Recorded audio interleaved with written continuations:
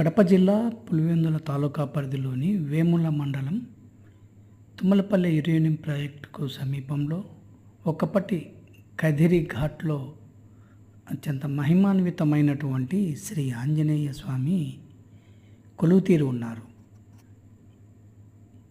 ఇక్కడ కదిరి ఘాట్లో ఒకప్పుడు బస్సులు ఇతర వాహనాలు చక్కగా తిరిగే సమయంలో ఈ ఆలయాన్ని ఎంతో అభివృద్ధి చేశారు ఆలయ వ్యవస్థాపకులు రమణ.